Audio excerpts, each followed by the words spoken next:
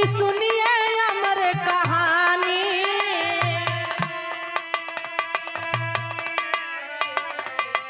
सारी संपदा घर में एक नहीं संतान।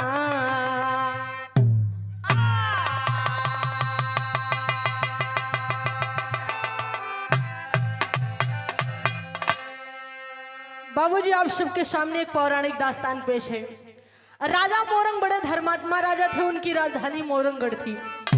उनके राज्य में किसी चीज की कोई कमी नहीं थी। दुनिया के सारे सुख सुविधा ऐश्वर्य राम उनके कदम चूम रहे हैं, लेकिन एक औलाद भी उनकी गोद सुनी है। संतान के बिना पूरा राज्य सुना दिखाई दे रहा है।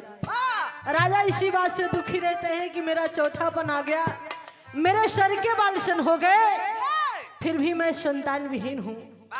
राजा इसी की चिता में जल रहे हैं कि मेरे मरने के बाद मेरे खानदान का चिराग गुल हो जाएगा और मेरे कुल में दीपक जलाने वाला कोई नहीं बचेगा। होता क्या है, कव्वाली में कहना है,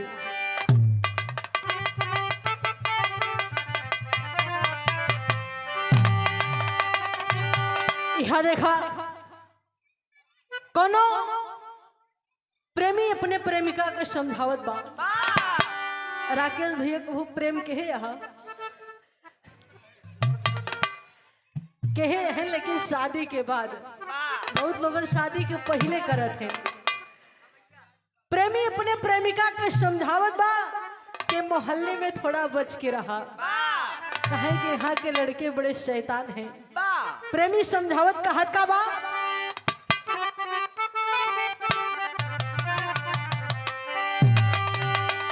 लड़के हैं मोहल्ले के शैतान मेरी लैला।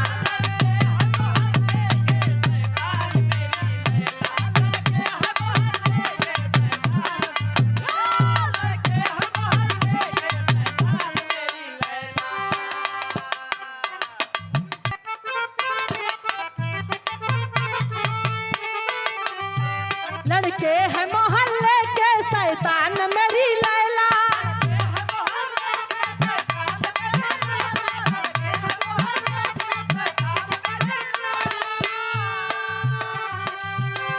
लड़के हैं मोहल्ले के शैतान मेरी लैला। तू इनसे बचा अपने ही दुकान मेरी लैला।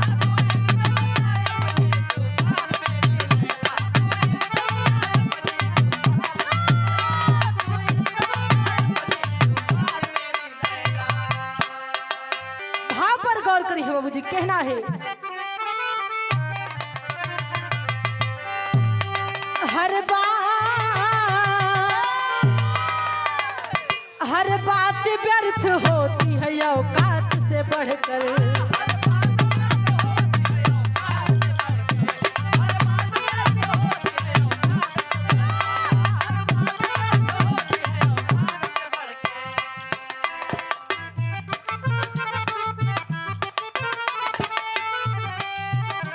हर बात व्यर्थ होती है औकात से बढ़कर।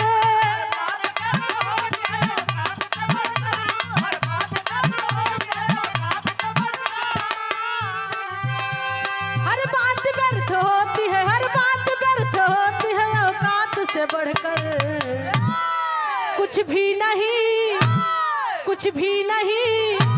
कुछ भी नहीं संसार में औलाद से बढ़कर।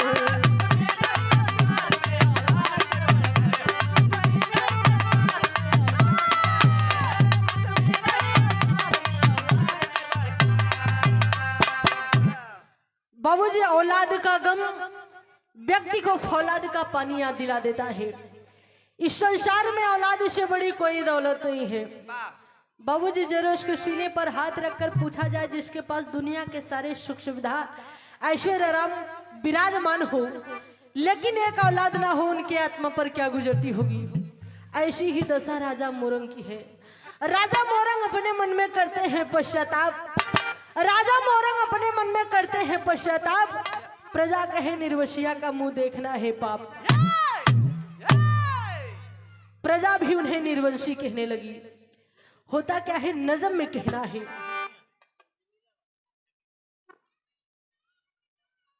नज़म में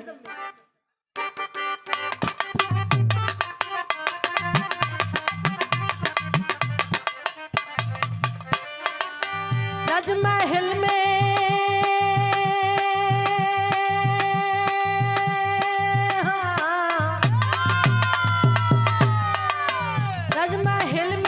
चिंतित हर पल रहते हैं, राजमहल में राजा चिंतित हर पल रहते हैं, मन की बात लेकिन किसी से न कहते हैं।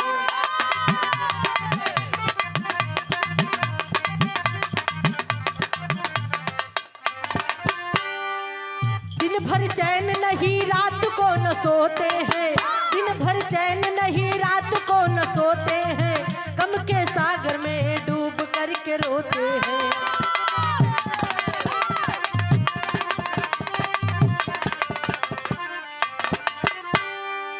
चौथापन आ गया, सफेद सर के बाल हुए, लेकिन रानी से पैदा एक भी न लाल हुए। तपस्या करने को कल ही जंगल में जाऊंगा, तपस्या करने को कल ही जंगल में जाऊंगा, बिना संतान के मैं लौट के न आऊंगा।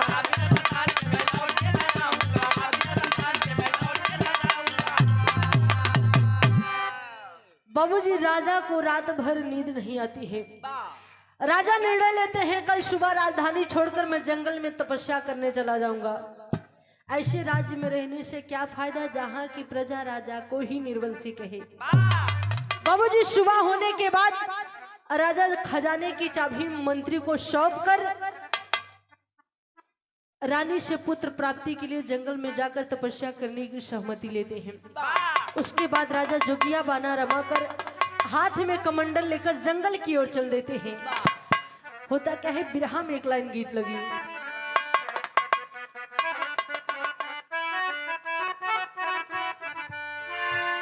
ये देखा बड़ी पुरान तर्ज है, कहा जात नया 9 दिन पुरान सब दिन।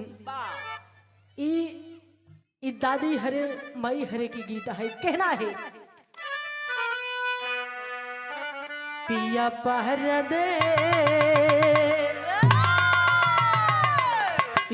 परदेश गईले तार लागे चोटिया हो, पिया परदेश गईले तार लागे चोटिया हो, पिया परदेश गईले तार लागे चोटिया हो, तार लागे चोटिया हजार लागे चोटिया हो, तार लागे चोटिया हजार लागे चोटिया हो, पिया परदेश गईले तार लागे चोटिया हो, पिया परदेश गईले तार लागे चोटिया हो, पिया परदेश गईले तार लागे चोटिया हो। परमादीपम सधे आप बड़े भैया सागर जी की तरफ से 51 रुपए देकर सम्मान के बहुत बहुत नमन है, आशीर्वाद की कामना है। कहना है, करई के तपस्या राजा आए बिया बनावा हो, करई के तपस्या राजा आए बिया बनावा हो, करई के तपस्या राजा आए बिया बनावा हो, आशा के ज्योतिया जगल बाटई मनावा हो, आशा के ज्योतिया जगल बाटई मनावा हो, करई के तपस्या राजा आए बिया बनावा हो, करई के तपस्या राजा आए बिया बनावा हो, करई के तपस्या राजा आए बिया बनावा हो।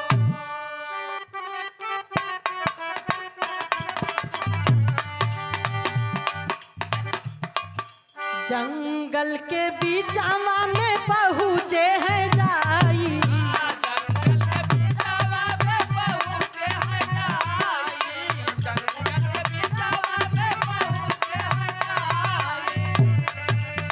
सुंदर स्थान पे आसन लगाई,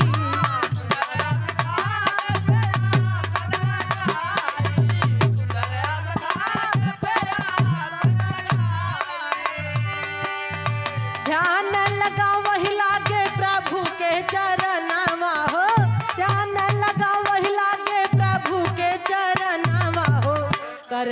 तपस्या राजा आए दिया बनावा हो।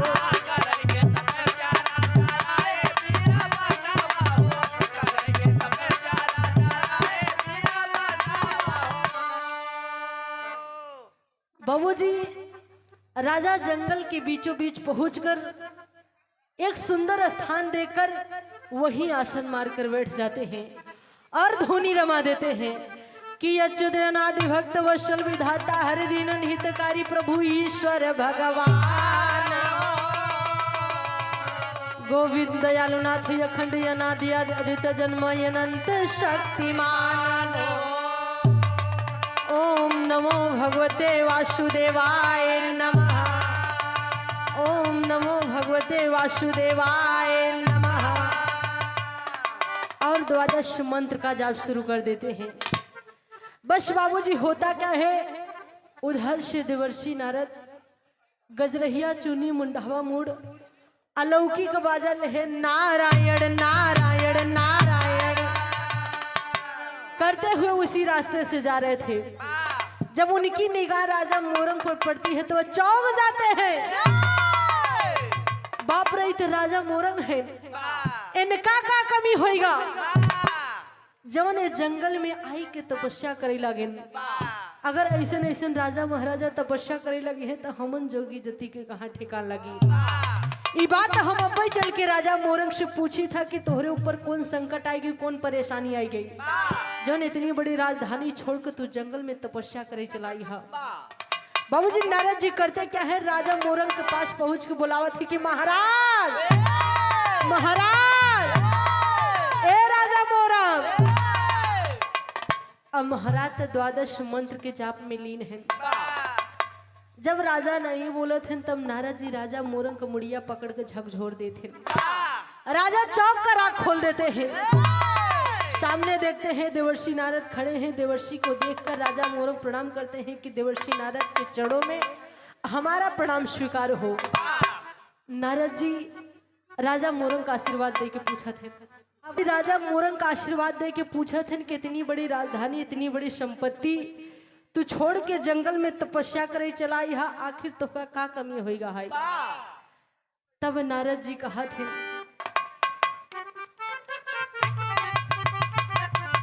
एक लाइन गीत लगी।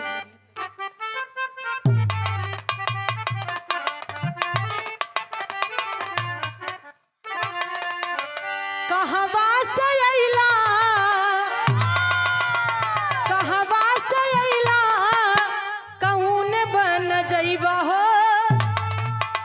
कौन बन जइबा बबुआ बोलता ना, बबुआ बोलता ना के दिहल तोह के बन बास, बबुआ बोलता ना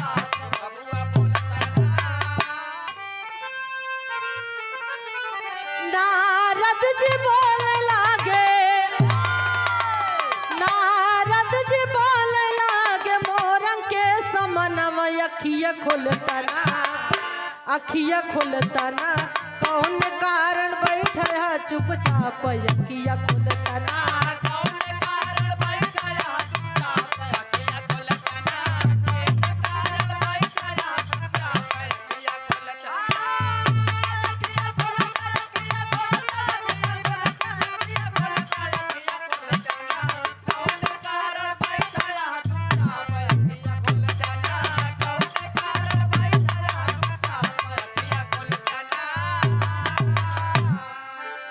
बाबूजी नारद जी पूछा थे इतनी बड़ी राजधानी इतनी बड़ी संपत्ति तू छोड़ के जंगल में तपस्या करे चला, आखिर तो का कमी होएगा है। तब राजा मोरंग कहा थे नारद आप अंतर्यामी हैं, आप सब कुछ जानत हैं, फिर भी पूछत हैं तो सुना। लागल चौथा पनवा लागल चौथा पनवा नाही गोदी में सुमनवा, अखिया खोलता ना अखिया खोलतना कौन जन्म कुदे भइल बाप अखिया खोलतना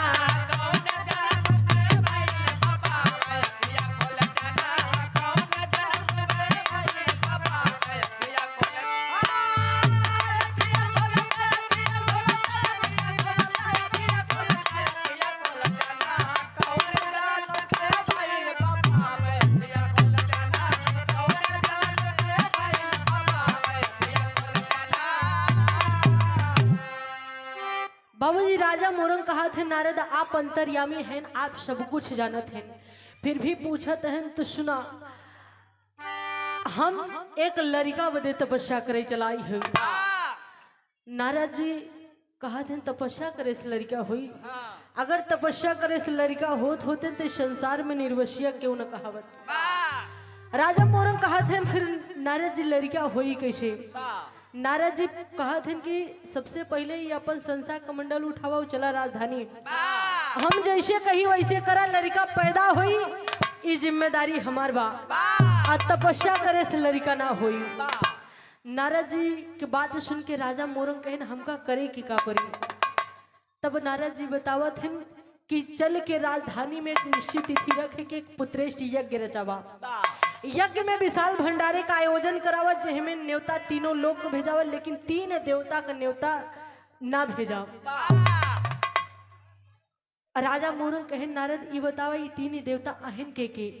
तब नारद जी गिनावत हैं ब्रह्मा 1, विष्णु 2, शंकर 3। राजा मोरंग कहे नारद ये बतावा तू कब से शंका है। यह 3 आदि देवता है, ब्रह्मा सृष्टि बनावत है, पालनहार विष्णु, संहार करता शंकर जी। नहीं 3 जने के न्योता न देव तो लड़का होई कैसे। नारद जी कहे नहीं 3 तो ऐबदार है, अगर इनका न्योता दिहा तो लड़का से भेंट ना हुई राजा।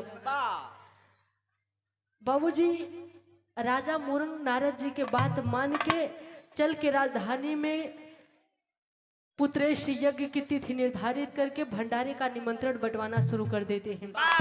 भंडारे के दिन पूरी छनई लाग जगह जगह कराही चढ़ी गई, न्योता तीनों लोग में बटी बा, जम के पूरी छनत बा।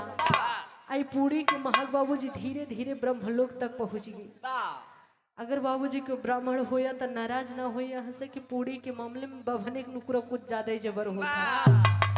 आई पूरी के महाक जब ब्रह्मा जी के नुकरा में पहुंचे थे बेदही लाग, ब्रह्मा जी सोचे ने इतनी बढ़िया पूरी मृत्युलोक में राजा मोरंग खिए छनत बा, लेकिन न्योतवा नहीं मिला बा। आई पूरी हम खाव जरूर। तब नारद जी कहे ब्रह्मा जी कमंडल उठाए चल दी। परमाधिपम सधे आप बड़े भैया सागर, जो सागर मार्केट के मालिक है, आप 51 रुपए देकर सम्मान के बहुत बहुत नमन है, आशीर्वाद की कामना है।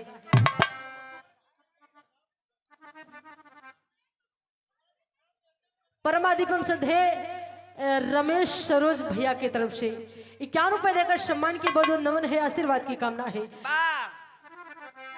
ब्रह्मा जी के पास पहुंचन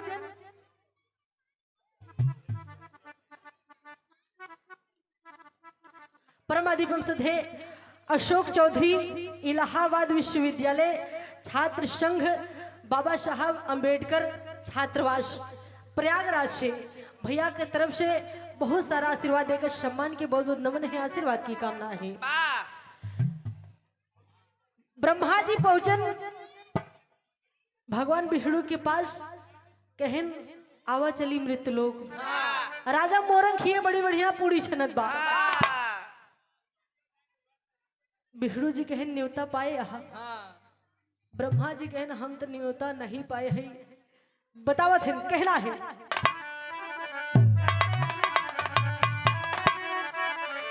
चला हो मोरे वीरना, अरे चला हो मोरे वीरना, कचौरी बोला वही चला हो मोरे वीरना।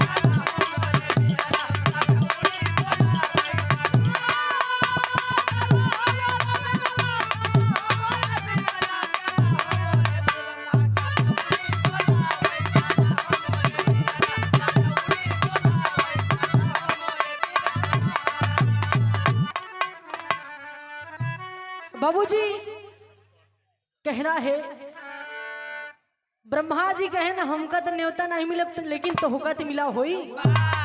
ब्रह्मा जी कहन हमहू को नहीं मिला बा। कहन आवा चली भगवान भोलेनाथ के पास, उनका न्योता मिला हुई।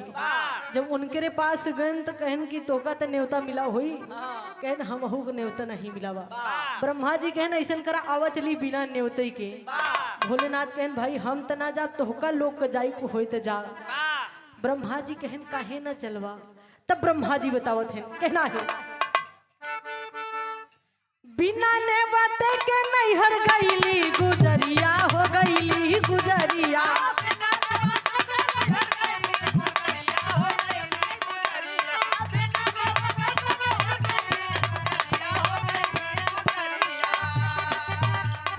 अग्नि में कूद के जलवली ठठरिया जलवली ठठरिया।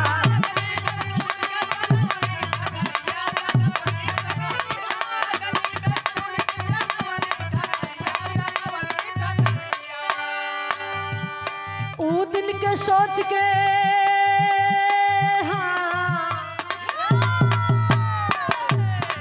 दिन के सोच के नयन में आंसुआ वही चला हो मोरे बीरना कचौरी बोला।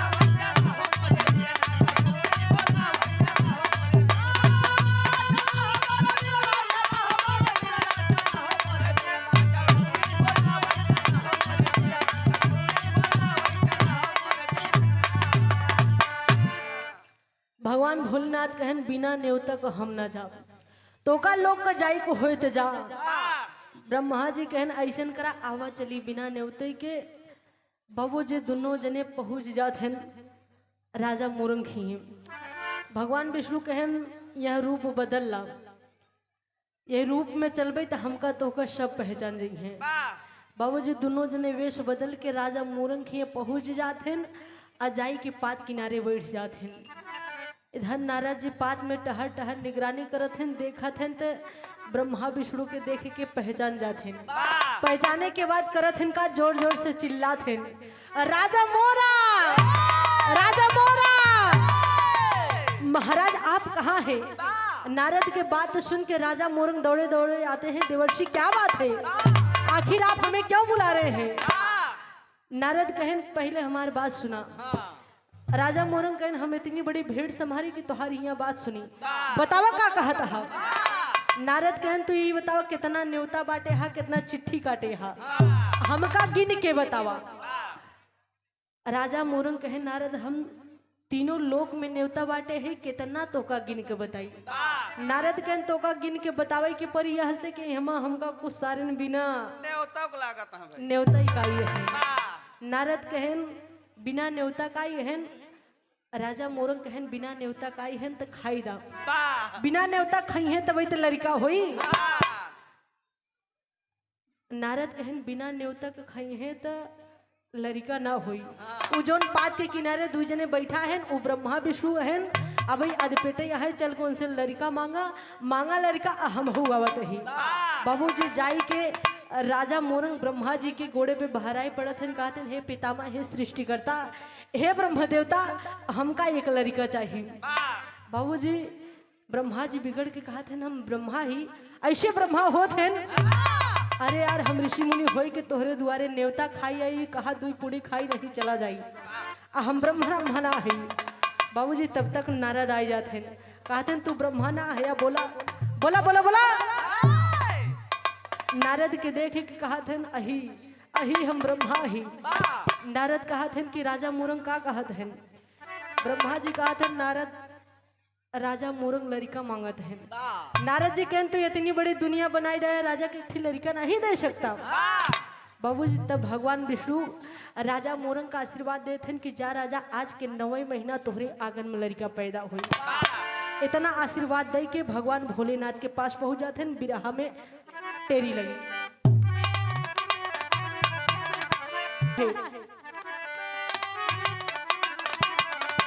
परमादीपम सधे आप बड़े भैया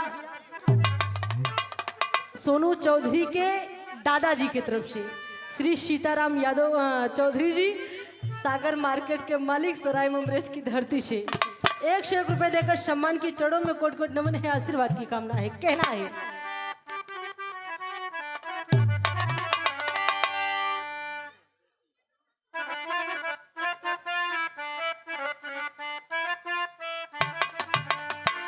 बरसई बरसई बादारिया लहर से बरसे,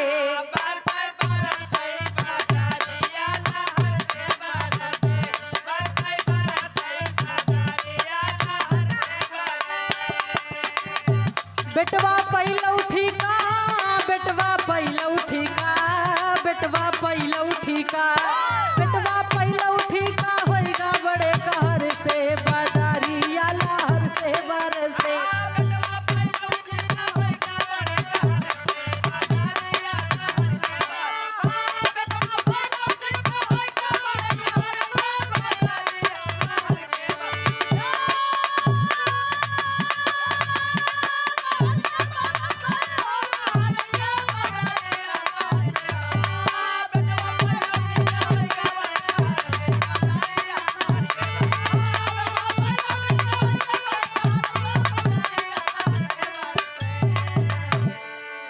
बेटवा पैलौठी का होएगा बड़े कहर से बदरिया लहर से बरसे। बाबूजी, राजा मोरंग के आंगन में पुत्र पैदा होता है जिनका नाम नीलकंठ पड़ता है। नीलकंठ से मोरध्वज पैदा होते हैं, मोरध्वज से ताम्रध्वज पैदा होते हैं। बाबूजी, मोरध्वज की परीक्षा लेने भगवान कन्हैया और साथ में अर्जुन आए थे, दादा पंधारी के भाव में कहना है। राजा मोरंग के कुल उजियार भइले, राजा मोरंग के कुल उजियार भइले, रे देई बिन कठिन परीक्षा तैयार भइले।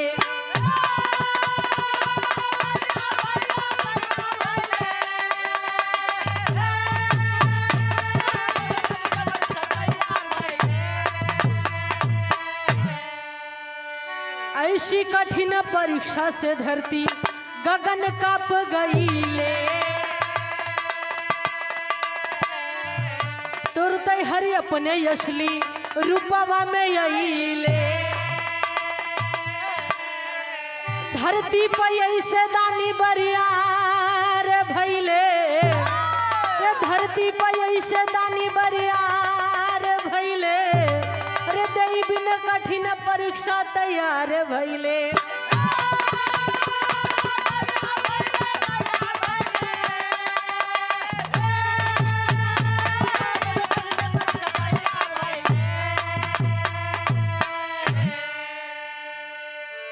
बाबूजी, मोरध्वज की परीक्षा लेने भगवान कन्हैया और साथ में अर्जुन आए थे। मोरध्वज अपने पुत्र के सिर पर आरा चलाकर अपने वचन को निभाया था। आखिरी भाव में कहना है। स्वामी गीतानंद संत गुर भुल्लुरता जय को तारी, हैदर गुर हफीज चंचल दिहले स्वर्ग सिधारी।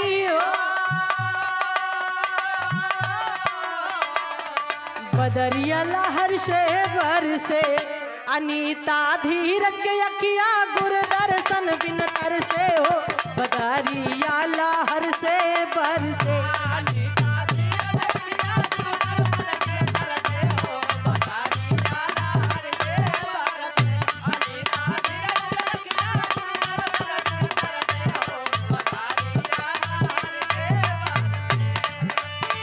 मुझे प्यार की जिंदगी देने वाले,